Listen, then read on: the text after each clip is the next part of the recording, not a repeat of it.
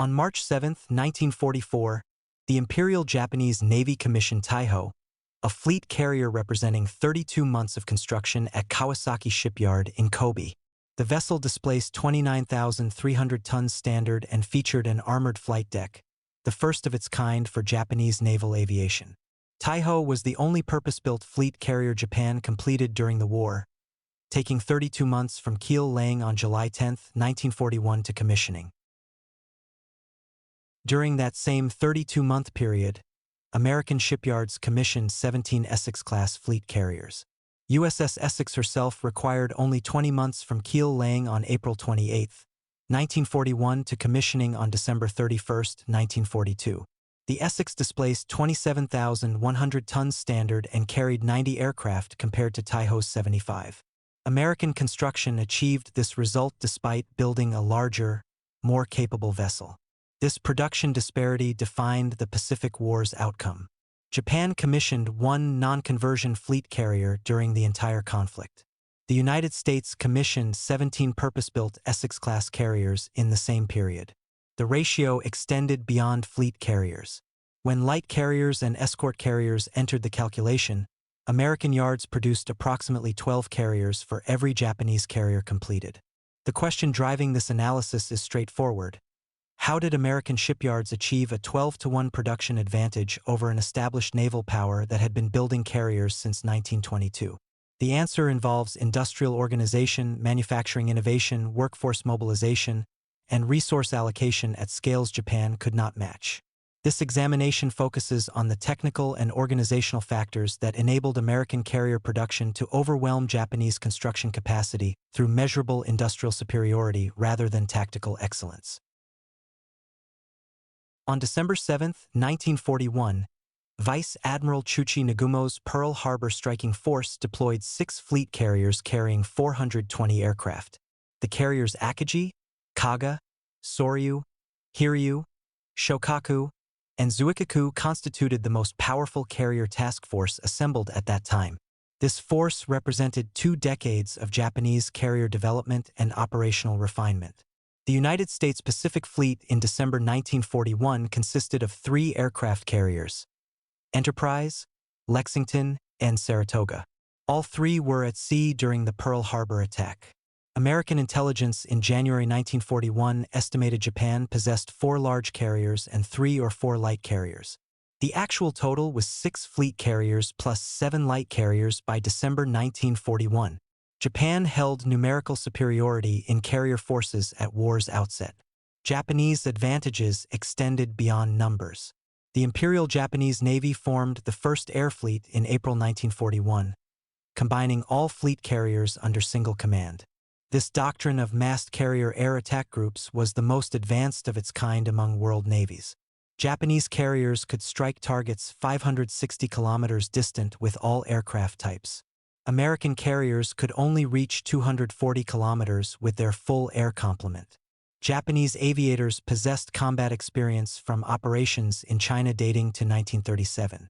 Japanese aircrews were elite, better trained than their American counterparts, and employed superior tactics refined through years of warfare. The Mitsubishi A6M0 fighter outperformed contemporary American carrier aircraft in maneuverability and range. Japanese torpedo bombers carried modified aerial torpedoes specifically designed for shallow water harbor attacks.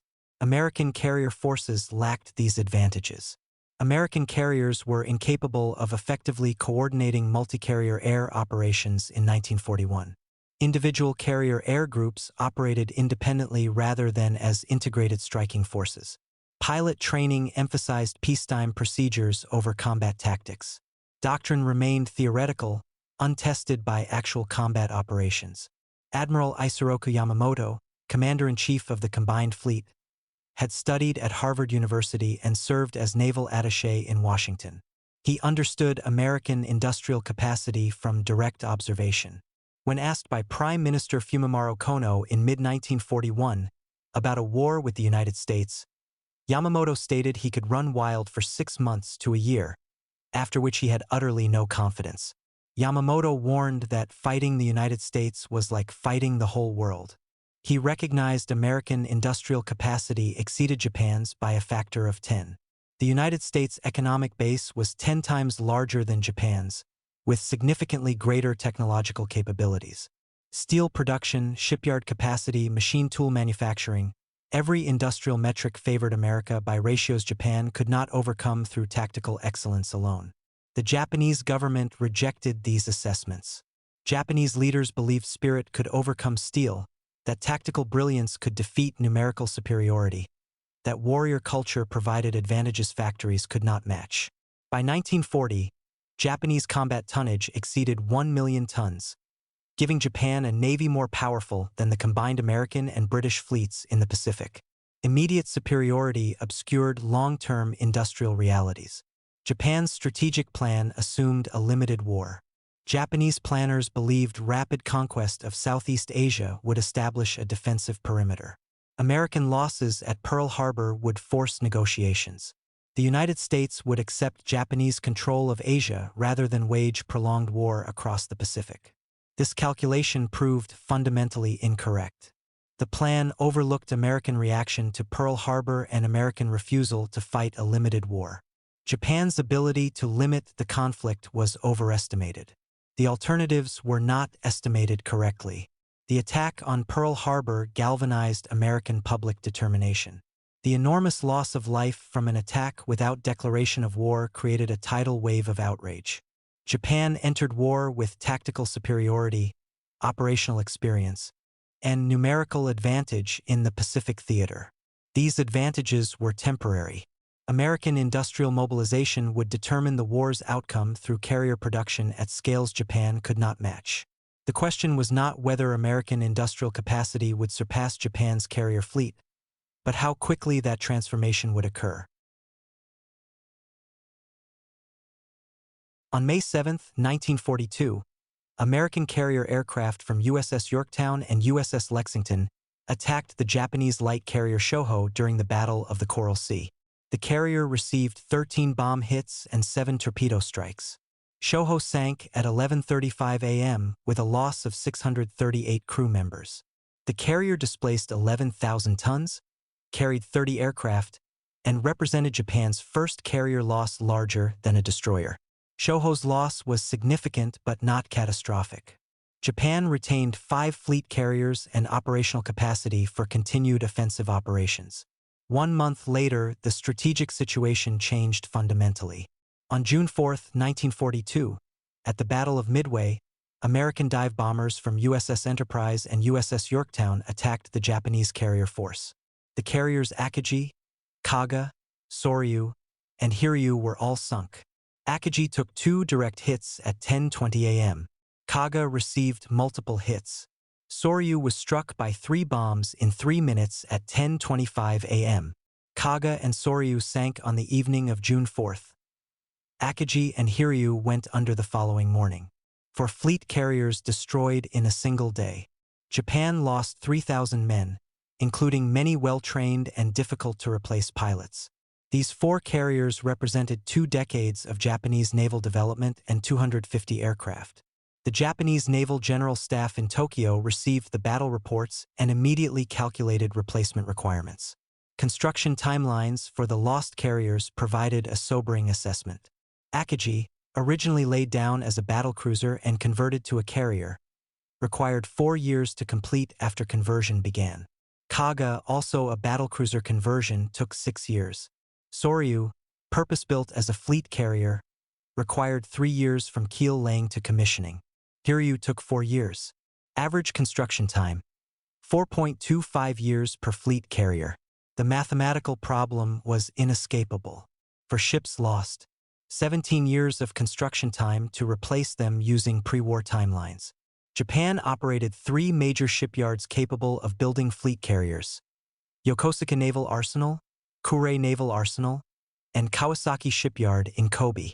All 3 facilities operated at maximum capacity, building destroyers, cruisers, submarines, and merchant ships to replace combat losses and support offensive operations.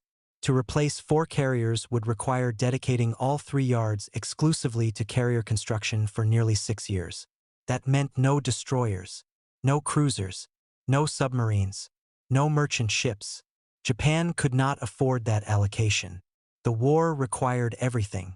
The naval staff formulated a response plan. They would complete Taiho, which had been laid down before Pearl Harbor. They would convert merchant ships and seaplane tenders to light carriers. They would design a new Unryu class of smaller, cheaper carriers that could be built faster. The plan appeared logical on paper. Taiho would provide fleet carrier capability with armored protection superior to previous designs. Conversions would provide interim replacements quickly. The Unryu class would eventually restore numerical strength through standardized, accelerated construction. Taiho's keel had been laid on July 10, 1941. The ship was launched on April 7, 1943. She was commissioned on March 7, 1944. Total construction time, 32 months from keel laying to commissioning. This represented Japan's fastest fleet carrier construction program. Previous carriers Shokaku and Zuikaku had taken 44 and 45 months respectively. However, Taiho was the only non-conversion fleet carrier Japan commissioned during the entire war. The Unryu class program failed to deliver. 8 vessels were projected in the Unryu class. Only 3 were completed: Unryu, Amagi, and Katsuragi. The remaining ships were 60 to 80% complete when the war ended. Construction of escort carriers and destroyers to escort the new carriers created additional bottlenecks. Japan needed 2.5 destroyers and 1.2 cruisers per carrier based on pre-war deployment ratios. The destroyer fleet was sustaining heavy losses. By August 1944, Japan had lost 56 destroyers, reducing destroyer strength to 46% of December 1941 levels. Engine production presented another constraint. To overcome power plant shortages, the Japanese used turbines built for canceled ships. The Navy turned to cruiser machinery for Unryu-class carriers, using engines developed for Mogami-class heavy cruisers. Some carriers ended up with destroyer turbines, losing 1/3 of planned power and reducing maximum speed by 2 knots. Total wartime carrier production. Japan completed 9 carriers during 3.5 years of war. This included conversions, light carriers, and purpose-built vessels. The replacement program failed completely. Of 21 carriers projected as new construction to replace losses and augment the fleet, only 4 were completed. Only 2 went to sea. Only 1, Taiho, operated with the fleet. The failure extended beyond hulls to aircrew. Japan spent a year reconstituting carrier air groups after Midway. American forces destroyed 90% of that air power in 2 days during the Battle of the Philippine Sea in June 1944. Japan returned home with 35 of 450 aircraft. Training infrastructure could not replace losses. Fuel shortages limited flight training hours. Experienced instructors were dead. Material shortages constrained every aspect of Japanese carrier construction. Steel production, already insufficient for wartime demands, declined as American submarines severed supply lines. Bauxite reserves represented only a 9-month supply. Iron ore consumption during the China War depleted stockpiles.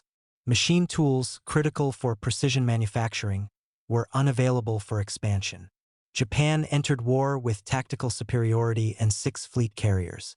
Midway eliminated 4 carriers in 6 minutes of combat on June 4, 1942. The replacement program produced 1 purpose-built fleet carrier in the remaining 3 years of war. That single carrier, Taiho, sank 3 months after commissioning.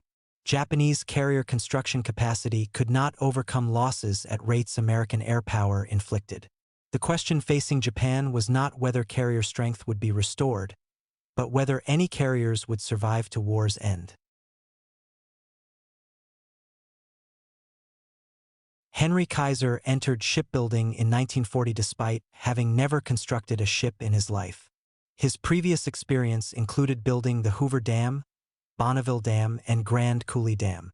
Before Kaiser, ships were constructed from the keel up by 1 crew of workers, a process requiring as long as 6 months. Kaiser transformed this approach. He introduced a modular system of construction with preassembled units that could be connected like building blocks. By early 1943, he had reduced labor hours required for building a ship from 640,000 in March 1941 to 352,000. Liberty ships were built to standardized designs, with 250,000 parts prefabricated throughout the country in 250-ton sections and welded together at shipyards. Welding was the key technology enabling this method. Each Liberty ship required nearly 50 miles of welding.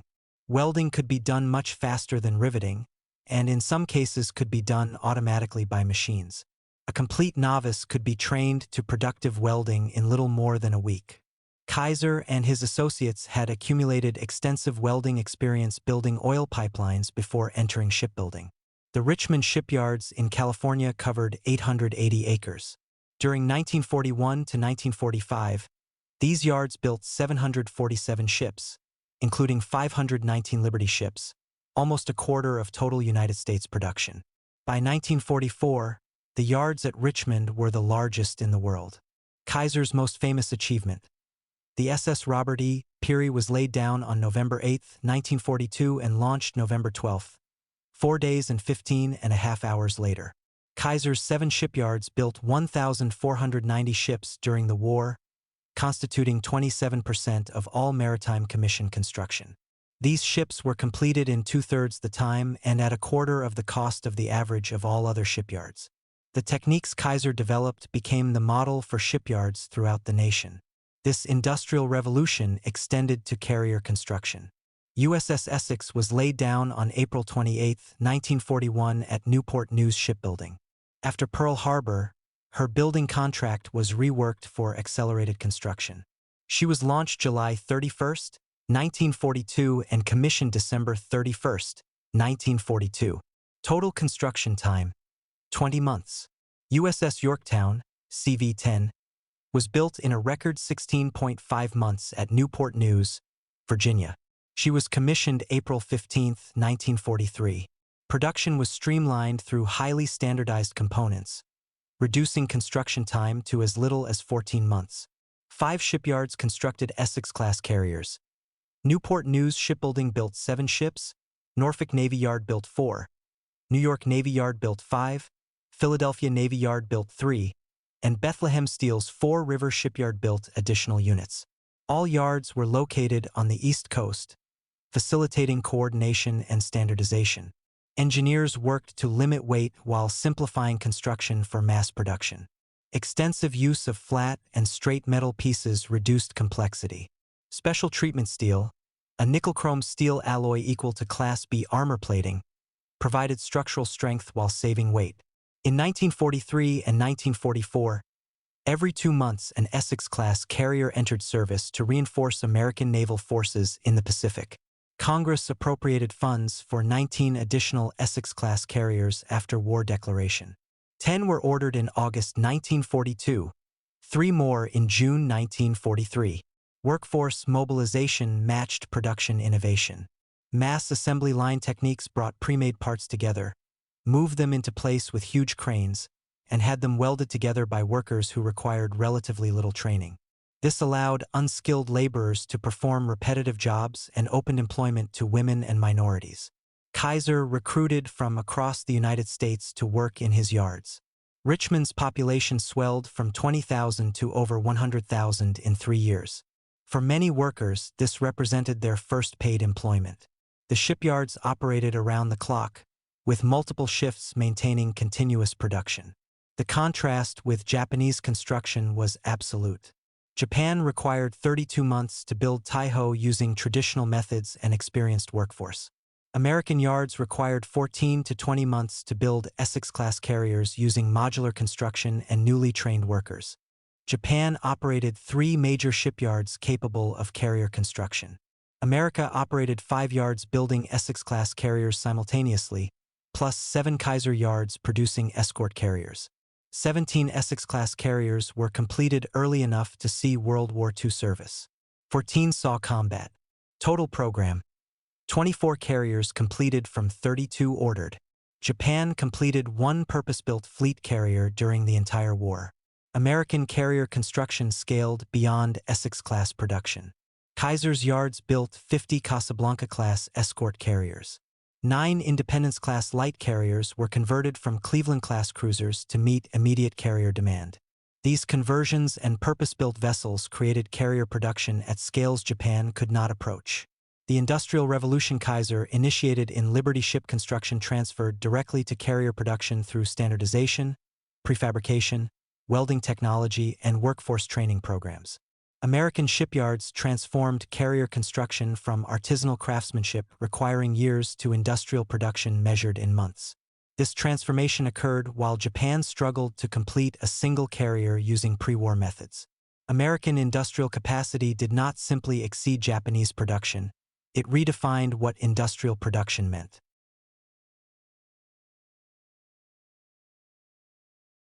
Essex-class carriers had a standard displacement of 27,100 tons and full load displacement of 36,380 tons. Overall length measured 872 feet. 8 Babcock and Wilcox boilers and 4 Westinghouse-geared steam turbines generated 150,000 shaft horsepower, delivering speeds of 32.7 knots. Range extended to 15,000 nautical miles at 15 knots. Essex-class carriers carried 90 aircraft in their designed configuration. The flight deck measured 860 feet by 96 feet, capable of spotting an entire air group for deckload strikes. By war's end, air groups expanded to 103 aircraft to meet operational demands. Taiho displaced 29,300 tons standard. 8 boilers and 4 turbines produced 160,000 shaft horsepower, achieving 33 knots maximum speed. The flight deck measured 257.5 by 30 meters, the longest of any Japanese carrier to see service. Designed air complement was 60 aircraft, with actual operational capacity of 65 to 75 aircraft depending on type. Unryu-class carriers displaced 17,150 to 18,300 tons standard depending on individual ship. 4 turbines and 8 boilers produced 152,000 shaft horsepower in most units, delivering 34 knots. Katsuragi and Aso received destroyer-type engines generating only 104,000 shaft horsepower, reducing maximum speed to 32 knots. Unryu-class carriers carried 63 to 65 aircraft in 2 hangars. Some variants planned for only 53 aircraft. Radar systems provided critical operational differences. All Essex-class units commissioned with SK air search radar, SC and SG surface search radars. Several received SM fighter direction radar. 2 Mark 37 fire control directors with tracking radar controlled the 5-inch battery. Plan position indicator displays enabled multi-carrier formations to maintain high-speed operations at night or in foul weather. Taiho's original design made no provisions for radar as the Imperial Japanese Navy possessed no shipborne radar at war's outset. Not until January 1941 did Japan learn that European nations used pulsed radar. Prior to completion in 1944, Taiho received 2 Type 21 air search radars with maximum range of 80 nautical miles, plus 1 Type 13 air search radar with 54 nautical mile range. Unryu-class carriers were equipped with 2 Type 21 radars and 2 Type 13 radars. Early warning was provided by Type 2 Mark II Model 1 search radars, one mounted on the island, another retractable into the port flight deck. Japanese radar systems lacked the sophistication and integration of American equipment, particularly fighter direction capability and plan position indicator displays. Anti-aircraft armament demonstrated similar disparities. Essex-class armament included 12 5-inch dual-purpose guns in twin and single mounts, up to 72 quadruple 40 mm Bofors guns, and 60 20 mm Oerlikon guns by war's end. Mark 51 optical directors with integrated Euro gun sight lead angle calculators controlled 40 mm batteries. Taiho mounted 12 100 mm Type 98 high-velocity guns in 6 twin turrets, plus 51 25 mm guns in 17 triple mounts. Unryu-class carriers mounted 12 127 mm anti-aircraft guns and up to 90 25 mm machine guns in single, twin, and triple mounts. Japanese 25 mm guns proved inferior to American 40 mm Bofors in rate of fire, range, and hitting power. Protection schemes reflected different design philosophies. Essex-class carriers employed an unarmored flight deck with strength deck at hangar level. This reduced top weight, enabled smaller supporting structures, and provided more aircraft capacity for equivalent displacement. Special treatment steel, a nickel-chrome steel alloy with Class B armor protective qualities, provided structural strength throughout the hull. Taiho featured over 8,000 tons of armor, including thickly armored flight and hangar decks designed to stop a 1,000-pound bomb. This protection came without sacrificing speed but reduced aircraft capacity. Taiho's aviation fuel tanks were integral with ship structure, surrounded by inert carbon dioxide. This system proved vulnerable when damage disrupted containment, allowing explosive vapors to spread throughout the ship. Unryu-class carriers were not equipped with armored flight decks. Propulsion engines and magazines received 45mm to 150mm belt armor and 25mm to 55mm deck armor. Light construction prevented operation of heavier attack aircraft like the B-7A and B-6N. Damage control systems provided decisive operational advantages to American carriers. Essex-class carriers incorporated revised aviation gasoline storage with greater protection and improved internal subdivision. Ventilation and aviation fuel systems received safety improvements starting with ships laid down in 1943. American carriers survived multiple kamikaze strikes through effective damage control, trained crews, and robust compartmentalization. Japanese carriers lacked equivalent damage control capability. Taiho's enclosed hangar design and integral fuel tanks created conditions where a single torpedo hit led to catastrophic fuel vapor spread. Inadequate ventilation systems failed to remove vapors. Poor damage control training compounded design vulnerabilities. Taiho sank from a single torpedo hit 3 months after commissioning. Essex-class carriers demonstrated one particular weakness: lack of stability due to unexpected weight of anti-aircraft guns, radars, and modern aircraft added during war. Designers feared 3 torpedo hits would capsize a ship. Despite this vulnerability, no Essex-class carrier was lost to enemy action during the entire war, though several sustained crippling damage. The technical comparison reveals systematic American advantages in radar, anti-aircraft systems, damage control, and operational capacity. Essex-class carriers carried more aircraft, featured superior electronics, mounted heavier anti-aircraft batteries, and demonstrated better survivability than Japanese counterparts. Taiho's armored protection theoretically provided superior bomb resistance but operational lifespan measured in months. Unryu-class carriers represented compromises forced by resource constraints, lighter construction, reduced aircraft capacity, inferior engines. The 12-to-1 production ratio combined with systematic technical superiority to create overwhelming American carrier dominance by 1944. The United States Navy ordered 32 Essex-class carriers. Of these, 26 were laid down and 24 were commissioned. 17 Essex-class carriers entered service by August 1945, with 15 reaching combat zones before war's end. 14 Essex-class carriers saw combat during World War II, accumulating 88 battle stars. In 1943 and 1944, an Essex-class carrier entered service every 2 months to reinforce American naval forces in the Pacific. Production peaked in 1943. USS Essex herself was commissioned December 31, 1942 and moved to the Pacific in May 1943. USS Yorktown, Intrepid, Hornet, Franklin, Ticonderoga, Randolph, and 10 additional units followed in rapid succession. Japan's production during this same period tells a contrasting story. Japan completed one purpose-built fleet carrier, Taiho, in March 1944 after 32 months of construction. 3 Unryu-class carriers, Unryu, Amagi, and Katsuragi, were completed by war's end. Total Japanese wartime carrier production: 9 carriers during 3.5 years of war, including conversions and light carriers. The production ratio exceeded 12-to-1 when escort carriers entered calculations. 9 Independence-class light carriers were converted from Cleveland-class cruisers to meet immediate carrier demand. American yards produced 77 Casablanca-class escort carriers plus dozens of additional escort carrier types. Total American carrier production: approximately 110 carriers commissioned between December 1941 and August 1945. No Essex-class carrier was lost to enemy action during World War II. Several sustained crippling damage but survived through effective damage control and robust construction. USS Franklin was hit by 2 bombs off Okinawa in March 1945.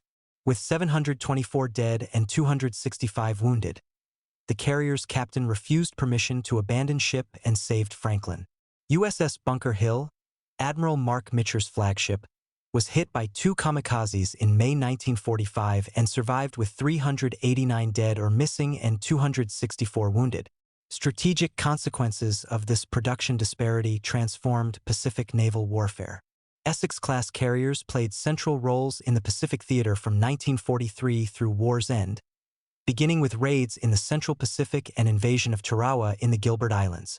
These ships performed air superiority, fleet attacks, amphibious support, fleet protection, strategic bombing of Japanese home islands, and aircraft and troop transport missions. By mid-1944, American carrier strength enabled operations Japanese forces could not contest. During the Battle of the Philippine Sea in June 1944, American forces destroyed 90% of reconstituted Japanese carrier air power in 2 days. Japan returned home with 35 of 450 aircraft. Japanese carrier forces ceased functioning as offensive weapons. By July 1945, American carrier task forces operated off the Japanese coast with impunity. They launched 1,000 aircraft strikes against Japanese cities. Japanese air defenses were overwhelmed. Japanese fighters were outnumbered 50-1. Japan possessed insufficient carrier capacity to challenge these operations. The numerical advantage translated to overwhelming combat capability. An Essex-class carrier could operate 90 aircraft with comprehensive radar coverage.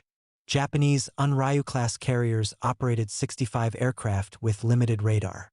An Essex-class carrier made 33 knots. Some Japanese carriers equipped with emergency destroyer engines barely made 25 knots. Calculating combat effectiveness beyond simple numbers. American carriers carried more aircraft, featured superior radar, mounted heavier anti-aircraft batteries, demonstrated better damage control, and operated with better trained crews supplied by robust training infrastructure. The 12-1 numerical advantage translated to approximately 20-1 advantage in actual combat capability when quality factors entered calculations. This level of superiority made naval combat one-sided after mid-1944. Japanese surface forces could not operate within range of American carriers without being destroyed. Japanese bases could not function within range of American carriers without being neutralized. Japanese supply lines could not function within range of American carriers without being severed. The Pacific War became a war of American carrier aviation, systematically destroying Japan's capacity to resist. Industrial production determined this outcome. Japan entered war with tactical superiority and 6 fleet carriers. American shipyards produced 17 Essex-class fleet carriers in the time Japan completed 1 Taiho. American yards additionally produced 9 Independence-class light carriers and 77 Casablanca-class escort carriers, while Japan struggled to complete 3 Unryu-class vessels. Essex-class carriers continued service beyond World War II. 11 participated in the Korean War. 13 participated in the Vietnam War. The class served the United States Navy for nearly 50 years, with the final unit decommissioned in 1991. This longevity demonstrated design quality and adaptability to jet aviation. Japan's carrier construction program failed not through lack of engineering skill or design quality, but through insufficient industrial capacity, resource constraints, workforce limitations, and inability to sustain production under wartime pressure. Of 21 carriers projected as new construction to replace losses and augment the fleet, only 4 were completed. Only 2 went to sea. Only 1, Taiho, operated with the fleet. American industrial superiority manifested in carrier production at scales Japan could not approach. This superiority determined Pacific War outcomes through mathematics and industrial organization rather than tactical brilliance or warrior spirit. The 12-1 production ratio, combined with systematic technical advantages and superior damage control, created American carrier dominance that Japan could not overcome through any combination of tactical innovation or operational excellence.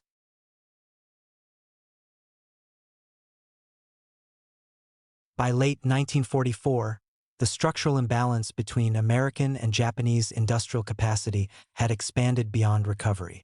Japan faced simultaneous constraints in raw materials, labor, machine tools, transportation, and energy. Each shortage multiplied the effect of the others. Steel output declined from 8.4 million tons in 1943 to roughly 6 million tons in 1944. Coal production lagged behind industrial demand. The supply of high-grade iron ore from Manchuria and Southeast Asia became unreliable as American submarine forces disrupted maritime routes. The machine tool industry, already operating at limited capacity, suffered cumulative wear that Japanese factories could not repair or replace. All these factors created a ceiling on shipbuilding output that no reorganization or mobilization effort could overcome. The pilot training crisis reinforced these limitations. Japan entered the war with a highly selective aviation program that produced exceptional naval aviators, but at a slow and resource-intensive rate. After 1942, fuel shortages and instructor losses made the pre-war model unsustainable. Training hours fell from 500 to fewer than 100 per pilot. Navigation, formation discipline, night operations, and carrier landing proficiency declined accordingly. No shipbuilding surge could change this trajectory. A carrier without a trained air group was not an operational asset. By mid-1944, Japan's carrier decks were often half-empty. The Battle of the Philippine Sea demonstrated the strategic consequences. Even when Japan mobilized 9 carriers, they embarked fewer aircraft than a single American carrier task group. The American experience followed the opposite pattern. Industrial output grew continuously. Steel production exceeded 80 million tons in 1944. Machine tool manufacturing doubled compared to pre-war levels. Shipyards expanded rather than contracted. Prefabrication, welding, standardized components, and modular outfitting created a production ecosystem that accelerated over time. When the United States ordered 32 Essex-class carriers, it had the materials, shipways, and workforce to build all of them simultaneously. When the war ended, 8 of those hulls were canceled simply because they were no longer needed. That cancellation capacity itself reflected the surplus. By 1945, American shipyards were producing more carriers than the Navy had crews to man. Admiral Yamamoto's early prediction was accurate in principle but conservative in scale. He anticipated that Japan could achieve temporary early advantages, but that American industry would eventually outproduce Japan. He did not foresee the speed of American adaptation, nor the multiplier effect of modular construction. American shipyards delivered 17 Essex-class carriers in the time Japan completed 1 Taiho. When escort carriers and light carriers are included, the total U.S. output exceeded 100 ships. Japan built 6 purpose-designed carriers during the entire war. When measured by operational capability, aircraft capacity, radar systems, anti-air defenses, propulsion reliability, the American advantage approached 20-1.